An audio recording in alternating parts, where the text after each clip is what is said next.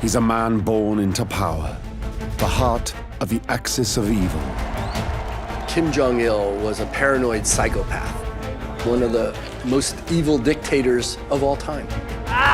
He tortures and executes hundreds of thousands of his own people, with his finger held closely to the button. North Korea is a regime arming with missiles and weapons of mass destruction while starving its citizens.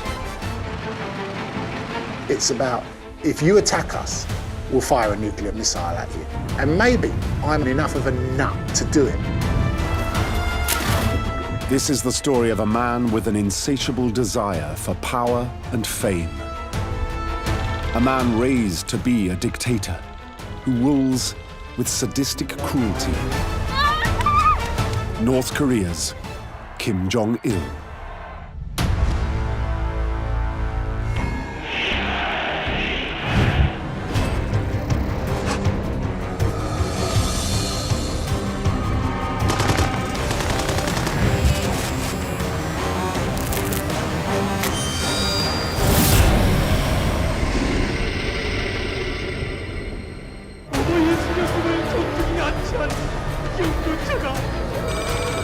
July the 8th, 1994. At 82 years of age, Kim Il-sung, North Korea's dictator for 36 years, is dead. Despite the reality of his regime, which has been one of the most ruthless and tyrannical the world has ever known, Kim Il-sung is worshipped as a near god, who North Koreans believe led them to victory over Japan in World War II and America in the Korean War. With his death, the world's first communist dynasty is born, as his son, Kim Jong-il, inherits the mantle of power. North Korea has its founding father who's died and gone to heaven, where he presides, and you have his living representative, blood and spirit, and the lineage goes on.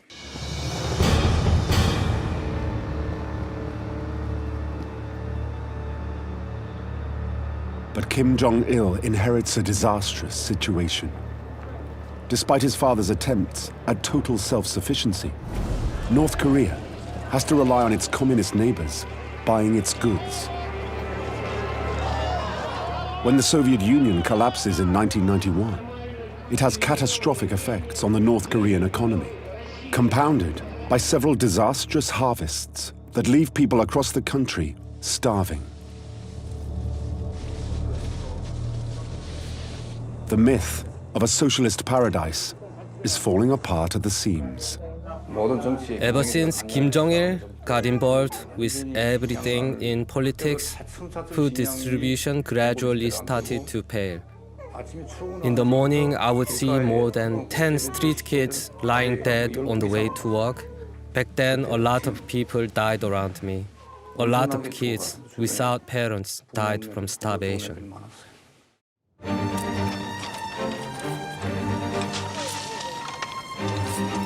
Remarkably, North Korean propaganda portrays the famine as an arduous march everyone is forced to go on, including their new ruler Kim Jong-il, who is seen touring the country, reportedly surviving on just a bowl of rice a day. He made the case that he, almost more than anyone else, was suffering from this arduous march. This image of austerity he was trying to give to his people, that, he had one outfit.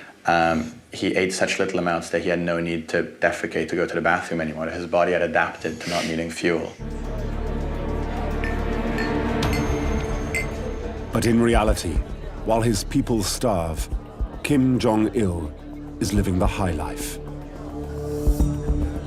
He was having lobster flown in. He was dining on French wine. He was Hennessy's largest single paying customer. This man liked his good food, What's all that noise? Oh, it's the starving masses. Oh, God. He was literally like that.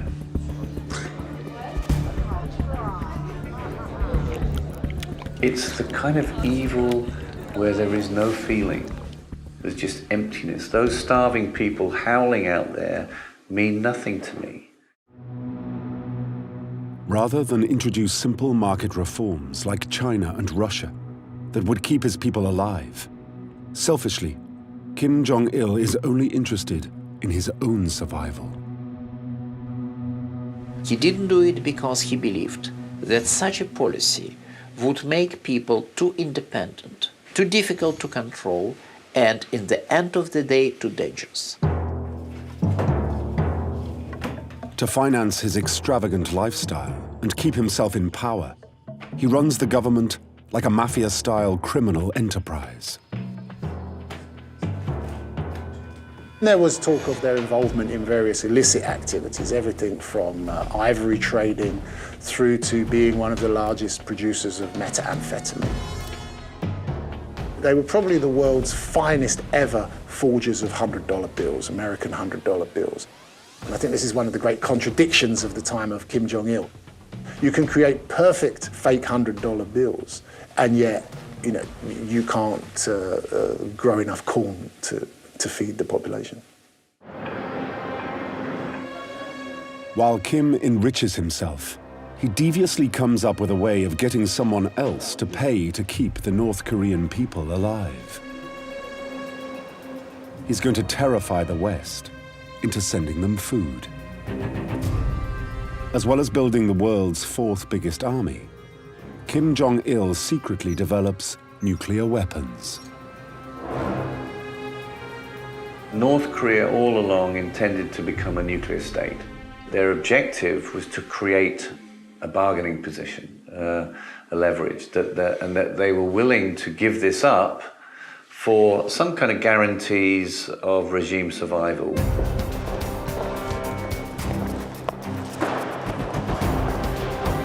Kim makes sure the West knows exactly what he's up to.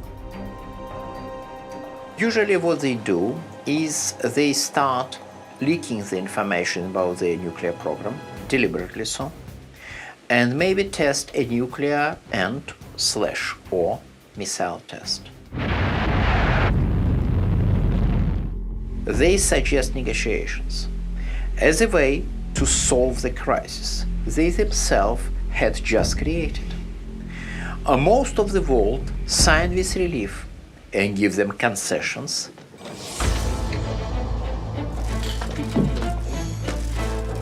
Through clever nuclear brinkmanship, Kim Jong-il gets his most hated enemy to bail him out. When American aid comes into the country, the people of North Korea are told that these are reparations from the Americans for their attack, their imperialistic attack on North Korea in the Korean War. And even though food is now pouring in, Kim Jong-il continues to escalate his nuclear arsenal. It's about, if you attack us, if you do anything to us that we don't like, we'll fire a nuclear missile at you. Game over. And maybe, just maybe, I'm unstable enough and mad enough and enough of a nut to do it. The North Korean dictator's nuclear threat isn't just to get the world to feed his people. His country has been so cut off, it's regarded as irrelevant in world affairs. But nukes get him noticed. It feeds his ego. Kim Jong-il was a master manipulator at the international level. And he loved that aspect of making America, subdominant to him, submissive to him. And we wanted to make sure he didn't have nuclear weapons. He ended up with them anyway. It's the cruel contradiction of Kim Jong-il's North Korea. While billions are spent on the army and nukes, his people are terrified and starving, surviving only through international handouts. In 2002, Kim Jong-il reaches out to Japan for talks about aid. As a former sworn enemy, he feels he needs to offer them something first. But what he offers is a startling admission of guilt. He says in the 1970s, his secret agents kidnapped Japanese citizens, including Megumi Yakuda, who was only 13 years old at the time. Because Kim Jong-il had become obsessed with spying. He wanted adventures, usually completely unnecessary. The worst example was decision to kidnap a large number of Japanese citizens to be used as language teachers for the North Korean spies in training. At least 13 Japanese citizens were abducted, as the North Korean government eventually admitted itself. But this seems to be only part of the total, which is probably a few dozen.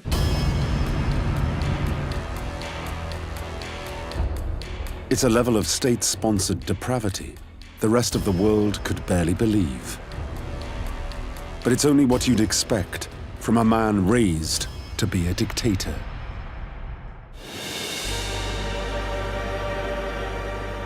Right from the get-go, the future North Korean dictator Kim Jong-il's life is based on a lie.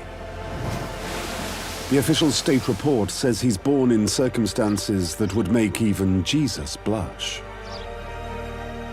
It's said that when Kim Jong-il was born, a glacier on the lake on Mount Paektu, which is the most famous mountain in Korea, cracked. Double rainbow appeared in the sky. A new star appeared in the heavens.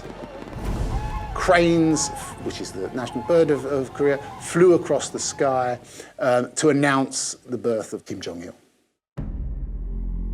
The reality is, he's born in the fog of World War II.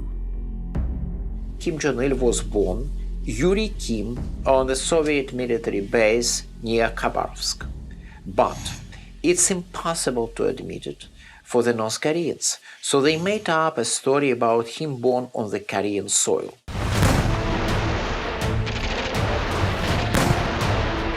His father, Kim Il-sung, is a commander fighting for the communist resistance struggle in the far east of Russia.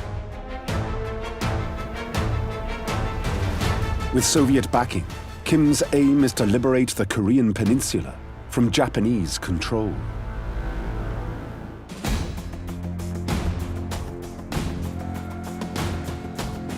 In 1945, Japan is forced to surrender after America brings the country to its knees.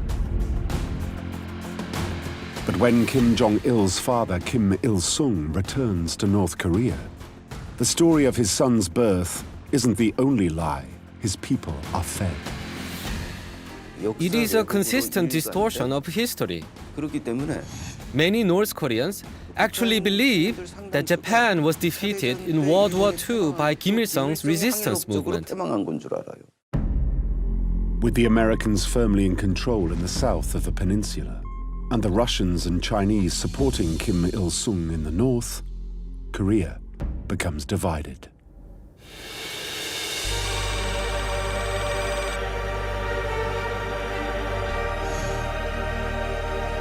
The future dictator Kim Jong-il is just 4 years old when his father brings the family to the new northern capital, Pyongyang. Communist propaganda depicts his childhood as heroic under his father's glorious rise to power. But it couldn't be further from the truth, according to reports from defectors. Some say his descent into evil begins at an early age. In 1948, Kim Jong-il and his younger brother are allowed to play together in the pool behind the family's mansion.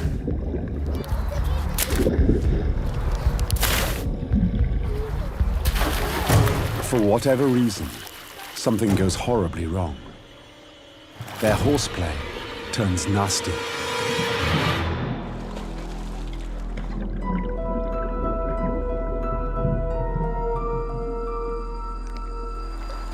The younger brother drowns. It's rumored Kim Jong-il is responsible. If there's the possibility that he actually drowned his brother, it shows that antisocial acts and that even murder will not be too removed from his daily behavior. This story has always been spun in two different ways. It has often been presented by those wishing to attack Kim Jong-il as he is inherently evil. However, that gets spun another way, which is to sort of show, again, his hard man credentials, that, you know, you don't want to mess with Kim Jong-il, don't take on Kim Jong-il. Having seemingly little feelings for the loss of his brother, it is the loss of another close family member just a year later that truly devastates Kim Jong-il. In 1949, when he is just 7, his mother suffers complications from an ectopic pregnancy and dies. If he had a mother, he would have had a sort of controlling hand. And without that, it seems he kind of grew up in a world where, you know, interacting with him was very dangerous for everyone else and very safe for him. It leaves the young Kim desperate for his father's attention. But Kim Il-sung has more pressing concerns.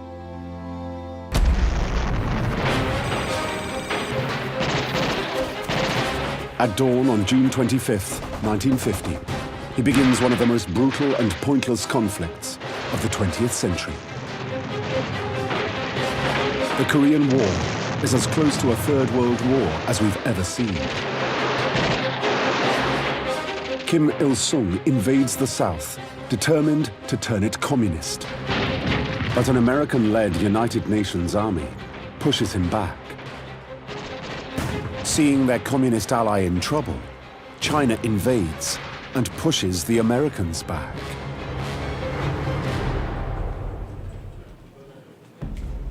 The war ends in stalemate. No peace treaty is ever signed. People forget that the Korean War has never technically ended. So many families were split between those in North Korea and those in South Korea. And for those families in South Korea, it was as if the other side of their family had gone into a black hole. Both sides agree to a demilitarized zone that still divides the two countries today.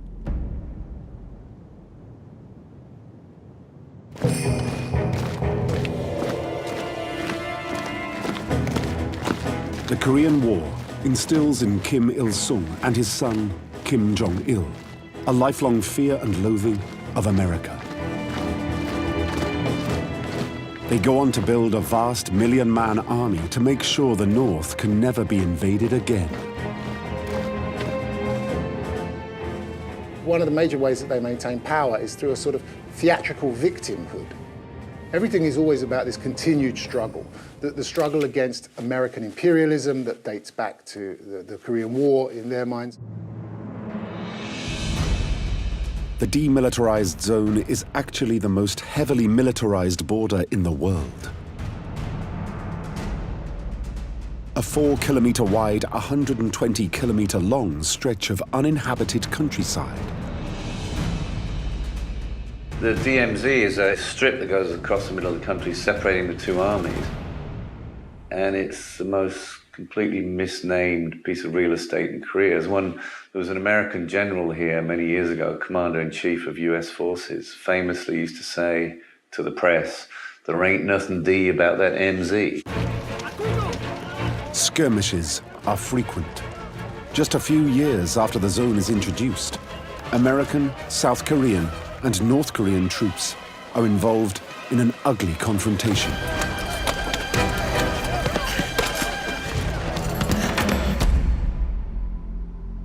With the war and the DMZ isolating the country, North Korea decides to go it alone. 혁명의 영도자는 일찍이 없었습니다. Kim Il-sung decrees North Korea must now be entirely self-sufficient, never again relying on China or Russia to bail it out. In 1955, he declares a policy of North Korean self-reliance, known as Juche. Juche theory united the country under a blend of Marxism-Leninism, Korean mythology, and of course Confucianism. Under Juche, North Korea will feed itself, arm itself, and develop without any input from the rest of the world. It's a system Kim Il-sung uses to establish a one-man rule over the country. The masses must now submit to the great leader.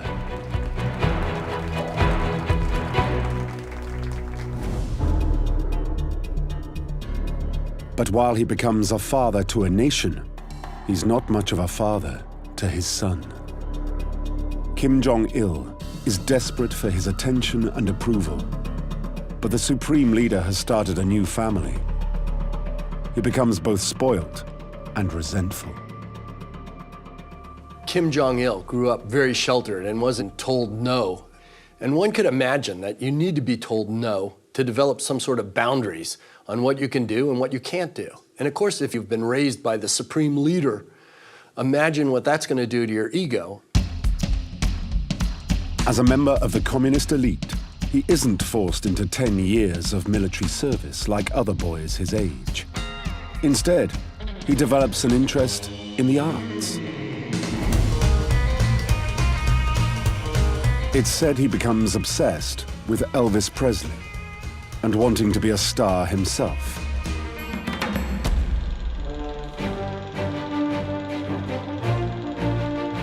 He demands his father's diplomats bring him foreign films, completely banned to the rest of the population.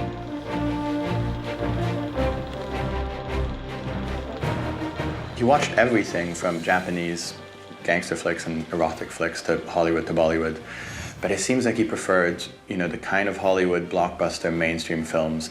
The James Bond films were his favorite films. He loved Rambo. He would probably make a good movie producer.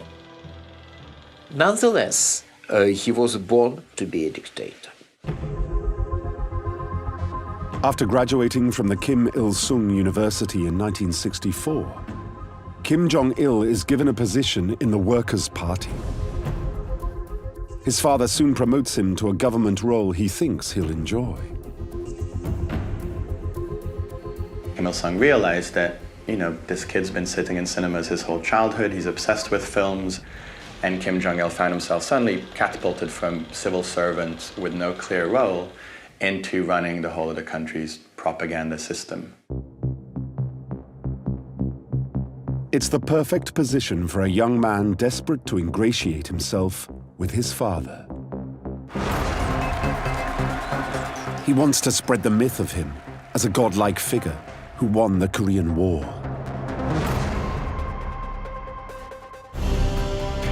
By elevating him to such heights, Kim Jong-il hopes to one day take the reins of power himself.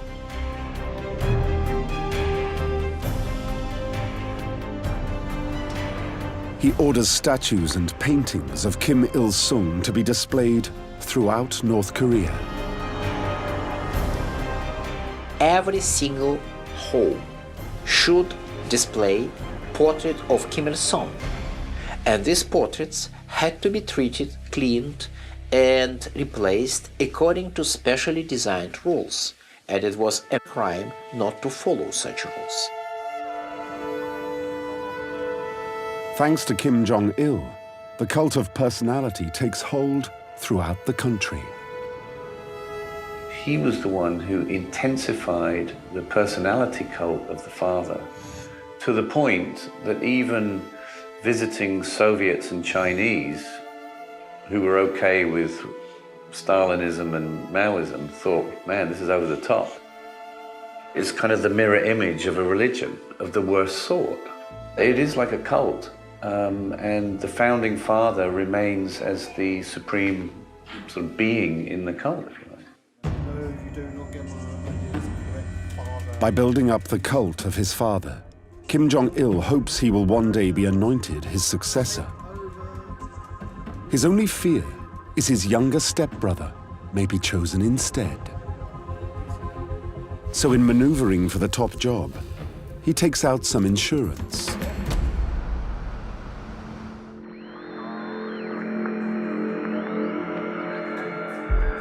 It's rumored he starts spying. on his father. He has Kim Il-sung bugged to see if he is secretly considering his stepbrother over him. It enables him to identify and remove anyone who might not support his taking over.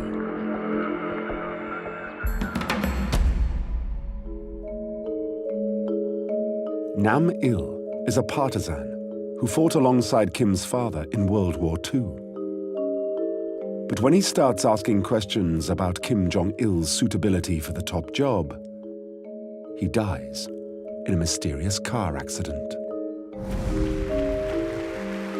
And according to Kim Jong-il's own nephew, who defected, when another official suggests that he should not succeed his father, Kim Jong-il has him shot. These people were seen to be promoting one of his rivals, so he got rid of all of them, sent them to camps or killed them. His stepbrother will be quietly sent abroad, never to return. At just 25 years of age, Kim Jong-il is learning his father's blueprint of terror.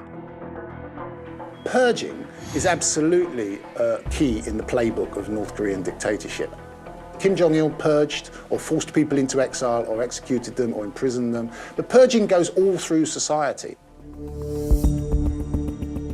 Gradually, the power Kim acquires behind the scenes goes to his head. With his love of the movies, he regards cinema as the perfect means of indoctrinating the North Korean people. He wants to rival his hated enemies in South Korea, who are now producing award-winning films to worldwide critical acclaim. But the North just doesn't have the talent. He had this dilemma, which was his filmmakers couldn't really learn what was happening elsewhere in the world because he was keeping everybody hermetically sealed away from the world. So Kim hatches a demented plan. This is one of the most bizarre episodes with North Korea, and certainly I would say counts as one of the most bizarre episodes in the history of modern movie making. Chae Eun-hui is South Korea's most glamorous and successful film actress. One day, she receives an unusual invitation to travel to Hong Kong. The actress was approached by a filmmaker from Hong Kong who was essentially offering her a script to direct and star in.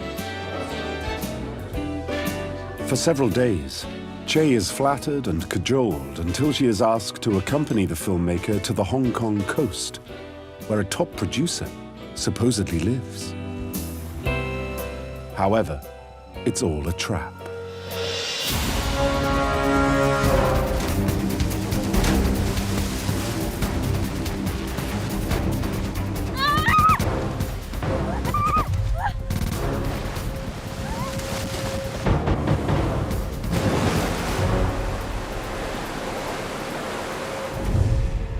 She fainted during the process, she says, and woke up on a ship with the beaming face of Kim Il-sung looking down at her from a portrait, taking her to North Korea. After a 6-day boat ride, Chae finally understands the enormity of her situation. Because Kim Jong-il has come to the North Korean coast to welcome her personally. Having got his South Korean star, he now needs a director. And who better than her estranged husband, Shin Sang-ok, South Korea's most famous filmmaker.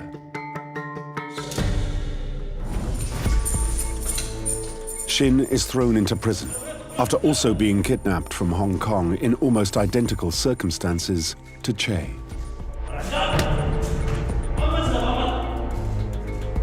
The North Koreans had a torture called the torture position, in which an inmate was asked to sit, legs crossed, back straight, staring dead ahead, 16 to 18 hours a day, without moving a muscle or flinching, and if you did, you'd be beaten or punished.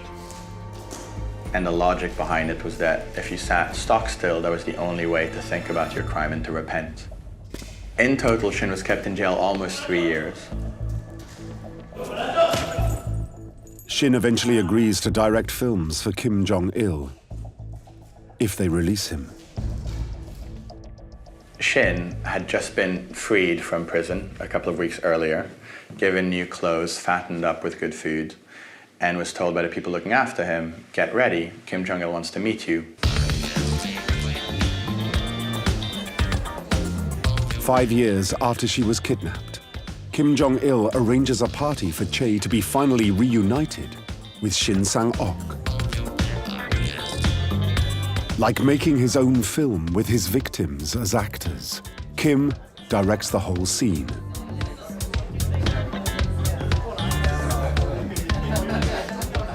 Oh, there's somebody I want you to meet. And he creates this drama. I mean, can you imagine this? There she is with the elite of North Korea, party time, and then in comes the kidnapped husband. Kim Jong-il tells them, come on, well, are you not going to hug each other? So Shin and Che hug, kind of still dazed. And Kim's already dreamt up his glorious finale. He basically said, I got an idea, why don't you get married again? Okay. I'll tell you what, I'll marry you. You know, this man's a nutter. Shin and Che are forced to make several films for Kim Jong-il, until they escape to the West in 1986. By the 1980s, Kim Il-sung is still dictator of North Korea, a god to his brainwashed people. But behind the scenes, his health is ailing. By removing all his rivals, Kim Jong-il has persuaded his father to choose him as his eventual successor. But as someone with no military experience, he must prove to the army he is worthy of leading them. He must establish himself as a hard man in a country where the military is elevated to such a high position within the society. He must prove that he is tough. That meant being completely without mercy towards his enemies. Inspired by his love of James Bond, Kim Jong-il takes charge of North Korea's intelligence services. Because he never really left North Korea, he sort of took what he saw in Hollywood films to be realism. He thought James Bond films were essentially docudramas about how espionage is done in the West. He decides to try to finish the job his father started, to attack the South. 7 South Korean cabinet ministers, including the president, are visiting the Martyrs' Mausoleum in Rangoon to pay their respects to a hero of Burma's struggle for independence. 2 days earlier, Kim Jong-il has sent his agents to plant a terrifying surprise for the service. Leaderless, South Korea would be at Kim's mercy. 21 people are killed, including 3 members of the South Korean cabinet. But the main target, the president, survives when his car is caught in traffic and he is late for the service. Obviously, it was done on the assumption that such an assassination attempt would start a massive anti-government rebellion in South Korea. Of course, it was a pipe dream. By 1987, with America behind it, South Korea is emerging as a successful and thriving economy, and after years of dictatorship, turning to democracy. It's awarded the 1988 Olympic Games, but Kim thinks they should hold it jointly with the North. With the Cold War still in full swing, he's going to orchestrate a boycott. North Korea's communist allies were meeting to decide whether to boycott the third Olympics. You know, Moscow got boycotted by the West in 80, Los Angeles got boycotted by the East in 84.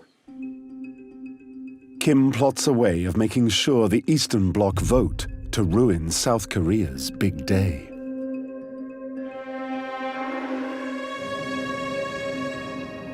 Unknown to the passengers on board Korean Airlines Flight 858, bound for Seoul, North Korean agents plant a bomb before leaving the plane at a scheduled stop in Abu Dhabi.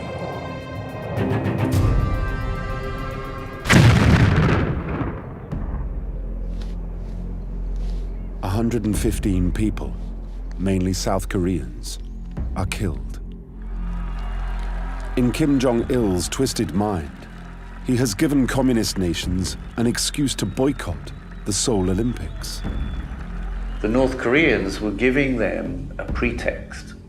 It's too dangerous. You've got planes dropping out of the sky. This is a war zone. But his demented scheme backfires. South Korean intelligence agents trace Kim's bombers to a hotel room in Bahrain. Realizing they're about to be arrested, they attempt to commit suicide with cyanide pills hidden in cigarettes. One succeeds. The other is stopped by the South Korean agents in the nick of time.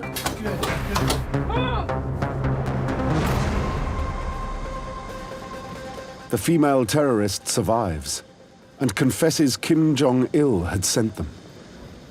She came off the plane with one of those Asian type of masks on, and I suspect underneath the mask was a leather gag that goes into her mouth, and it stops them biting out their tongue, because the North Korean commandos are trained to bite their tongue and then bleed out.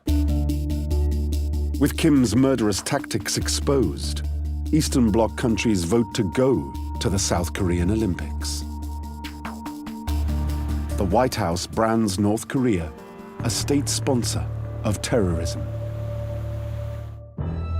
But Kim Jong-il doesn't care. Because on July the 8th, 1994, he gets the news he's waited his whole life for. His father is dead, and he will soon be in total control of North Korea.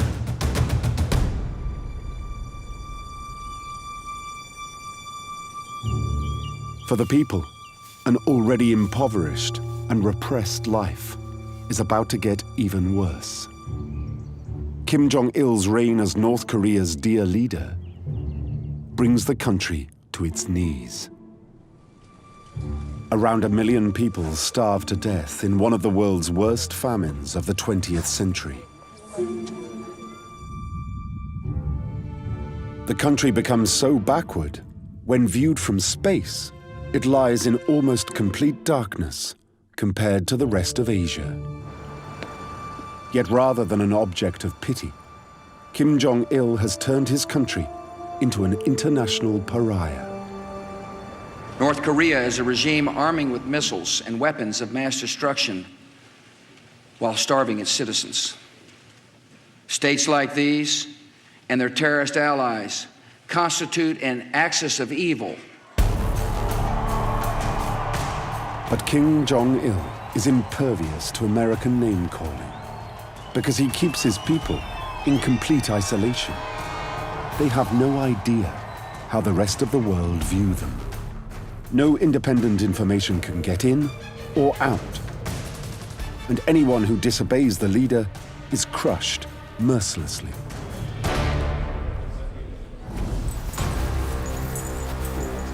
It's said no other country on earth has more political prisoners than North Korea. In the beginning of its rule, North Korea had more political prisoners per 1,000 people than Soviet Union under Stalin. Some estimate 200,000 are locked up for their views. Anyone who disagrees with the cult of personality, anyone who challenges the authority, the legitimacy of the Korean Workers' Party, the punishments are extremely harsh, right up to, of course, the well-known large gulag prison camp system and widespread use of execution. Many are tortured for acts so petty, no one in the West would regard them as crimes at all. Jong-il sold seafood to South Korea without the party's permission.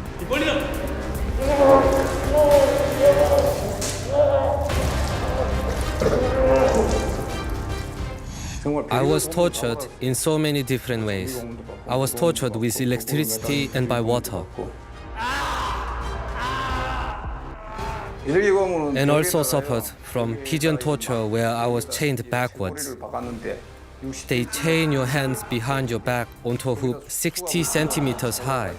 So you can't sit down, you can't rest. You can't stand up, your body becomes paralyzed. Then your body becomes all numb and your chest hurts, as if it's going to pop out. The pain is beyond description. You relieve yourself in your pants.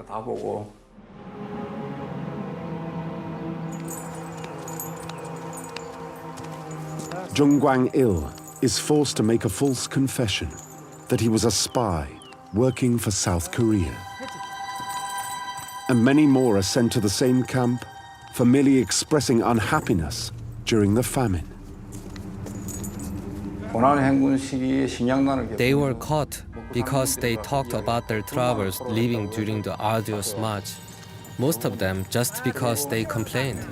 And they were people who were caught because they damaged Kim Jong-il's photo or newspapers.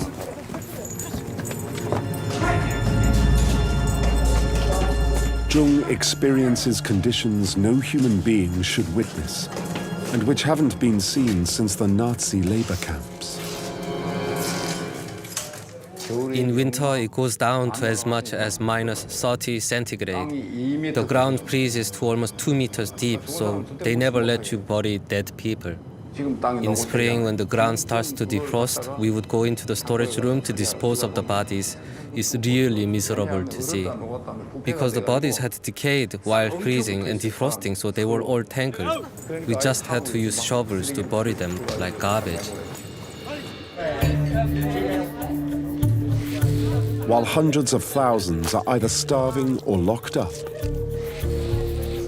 Kim Jong-il carries on his life of excess. In 2008, he disappears for 10 months without explanation. The world waits. Has Kim's lifestyle finally caught up with him?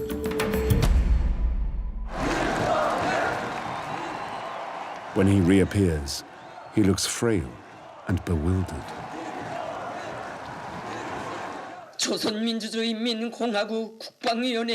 Then, on December the 17th, 2011, an announcement is made. 위대한 용도자 김정일 동지께서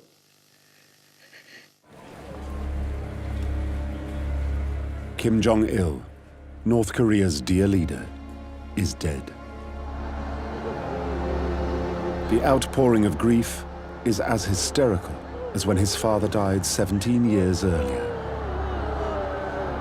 At first, many in the West hope his death could be a turning point in North Korea's history. After 63 years of brutal dictatorship, there's a chance the country will finally open up and end its self-imposed exile as the Hermit Kingdom.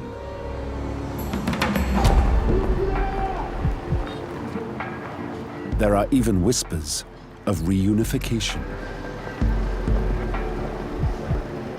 The very existence of thriving South Korea just 4 kilometers away, over the DMZ, has come to define the North.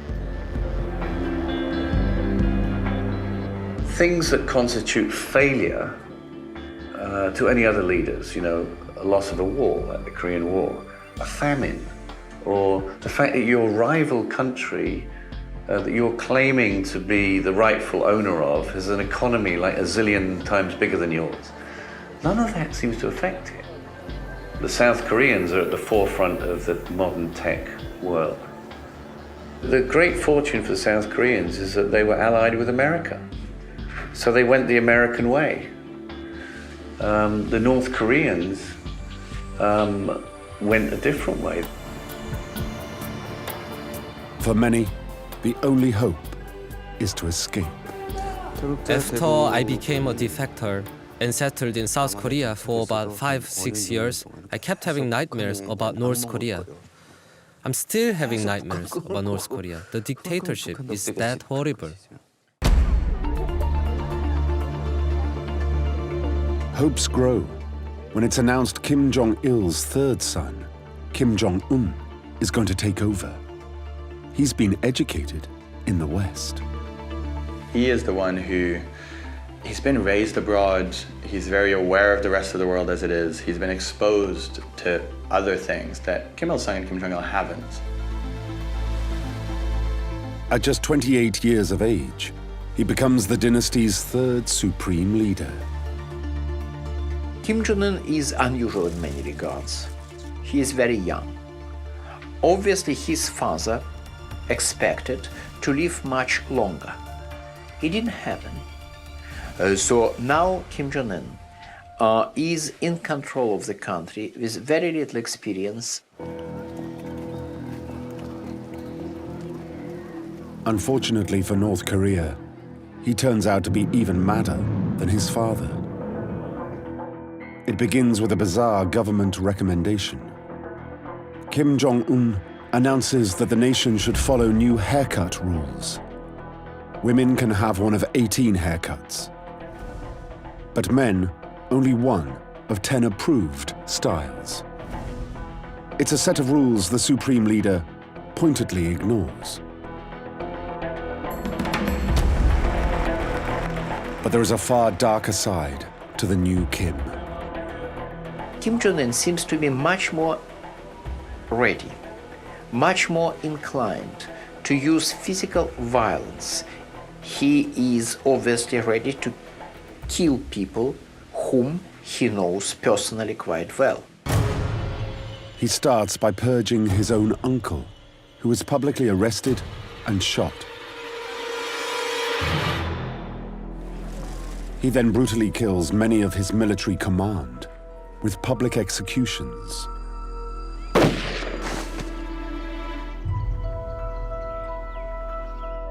At the same time, he continues to test nuclear weapons, and his people starve. When comparing Kim Jong-il and Kim Jong-un, people think Kim Jong-un will be different, but nothing can ever change. There's still a famine. There are still people who are starving to death. So I think it's better not to get your hopes up about Kim Jong-un. Meanwhile, the man responsible for much of his country's mess, Kim Jong-il, lies embalmed in Pyongyang's mausoleum, quietly watching over his son's reign and the continuing suffering of the North Korean people.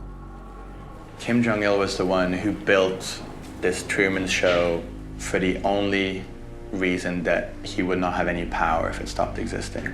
So North Korea today has existed for the sole reason of sustaining the Kims and sustaining that leadership. And that's built on the pain and labor and heartbreak and tragedy of all the people who live there. But even though it appears as invulnerable as it ever has, some believe the house of cards the Kim family has built could yet come crashing down. I think the North Korean system is very brittle. It is one family sitting on top, sucking the life out of a society for its own benefit. And when the means to do that cease to be effective, then this thing could be over very quickly.